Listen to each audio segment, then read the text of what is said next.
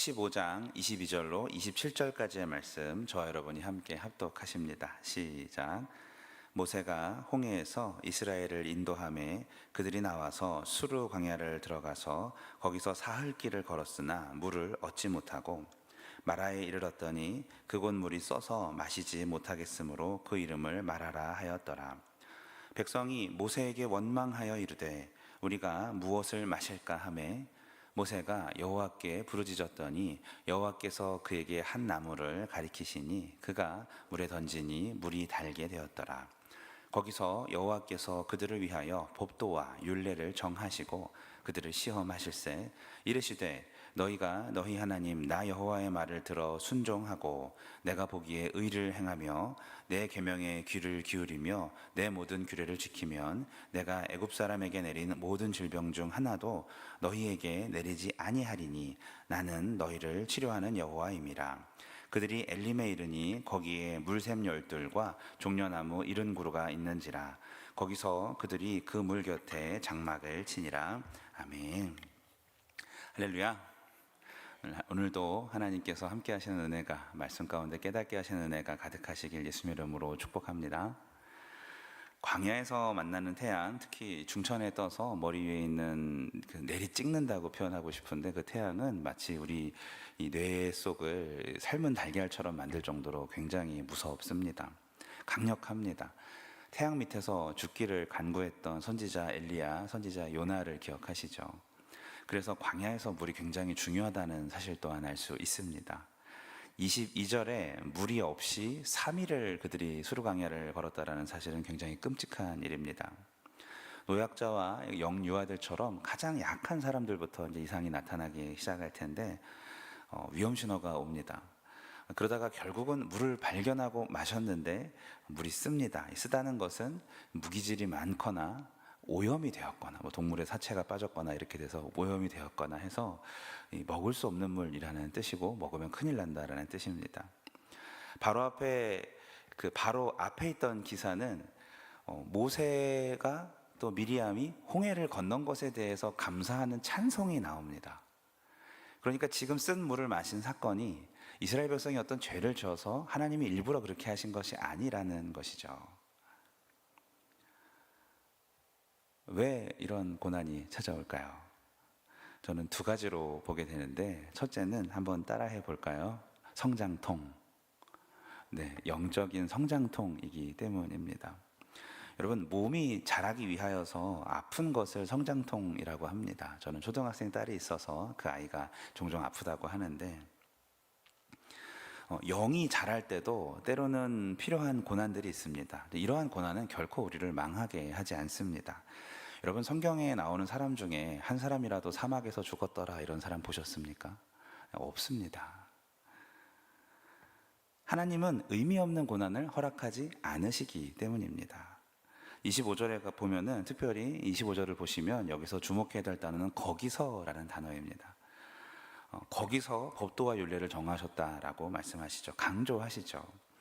하나님께서 이스라엘에게 말씀하시는 장소가 뒤에 나오는 좋은 곳 엘림이 아니라 고난의 땅, 이 마라에서 말씀을 하셨다는 뜻이죠. 우리가 겪는 아픔들이 성장통이 되는 이유는 바로 우리가 당하는 고난의 속에서 하나님의 응답이 더욱 절실하고 마침내 받아내기 때문인 줄로 믿습니다. 만약에 하나님께서 우리가 어떤 성취를 이루거나 신앙생활을 굉장히 예쁘게 할 때만 응답하신다면 우리는 얼마나 힘들게 신앙생활을 해야 될까요? 그죠? 은혜입니다. 물론 가장 귀한 것은 모세처럼 평소에 늘 하나님께 열려있고 민감하고 교제하는 것이 중요하겠지만, 출애굽기는 다수의 백성들이 환경에 휘둘리는 것을 보여주고 있고 항상 보여주고 있고, 그것이 우리들의 모습이 아닌지 돌아보게 만들고 있습니다. 우리의 연약함을 잘 아시기 때문에 우리가 불평하며 원망하는 그때라도 하나님밖에 길이 없어요 라고 인정하는 그 순간 하나님께서 주권을 가지시고 역사하시는 줄로 믿으시길 바랍니다. 다시 한번 따라해 봅시다. 성장통. 네, 때로는 우리가 죄를 짓지 않아도 고난이 오는 것은 우리를 믿음을 성장시키기 위한 하나님의 계획이심을 믿으시길 바랍니다. 두 번째는 여기서부터는 제가 많이 집중을 했는데요. 한번 따라해 봅시다. 생명의 주인. 가장 중요한 부분이죠. 생명의 주인입니다. 26절에 보면 너희를 치료하는 여호와라고 말씀하십니다. 그런데 잘 보면 백성들이 물을 먹고 병에 걸렸다라는 말이 있습니까? 없습니까? 없습니다. 근데 왜 치료라는 단어가 여기에 나왔을까요? 상황을 다시 보면 쓴 물을 먹고 원망하는 백성에게 나뭇가지 하나를 던져 단물이 되어 먹게 하시고 또 응답하셔서 말씀에 순종하면 애굽에 내린 질병 중에 하나도 너희한테 내리지 않겠다. 그리고 나서 나는 너희를 보호하는 여호와가 아니라 뭐라고요? 치료하는 여호와라고 말씀을 하십니다. 치료라는 것은 아시다시피 나쁜 상태에서 원래 상태 혹은 더 좋은 상태로 가는 것을 치료라고 하죠. 오늘 말씀에서 나쁜 상태였다가 좋은 상태로 된 게 뭐가 있습니까? 물이 그렇게 됐죠. 그죠? 쓴 물이 단물이 됩니다. 창조주 하나님은 먹지 못할 물도 달고 맛있는 물로 바꾸시는 분이시고 자연을 치료하는 분이라는 뜻입니다. 이건 당연한 것이고요. 특별히 이 물에 대해서 조금 더 깊게 보면 현재 아프리카나 이런 데 보면 수인성 질병이 많아서 그 가벼운 약이 없어서 사람들이 죽고 전염되고 그러지 않습니까? 이스라엘 백성은 사막에서 방치된 그 오염된 물을 마시고도 맛만 없었을 뿐 병에 걸리지 않았습니다. 그러면서 너희가 순종하면 애굽에 내린 질병 중에 하나도 임하지 않도록 하겠다라고 말씀을 하십니다. 이것은 단지 그들이 마신 물이 쓰기만 한 것이 아니라 오염된 물을 마셨지만 내가 너희 몸을 지켜 보호하고 있다는 것을 말씀해 주신 것이죠.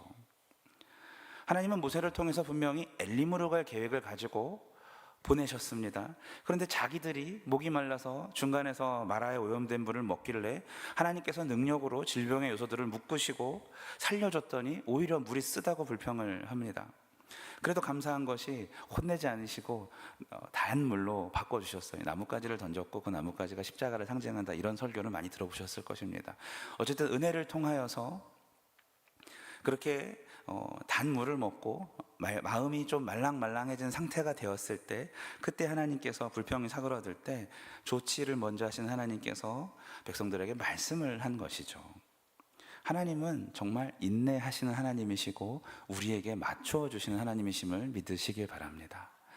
저번에 목사님께서 말씀 전하셨듯이 여호와께서 나를 따라다니신다가 그런 표현이시죠.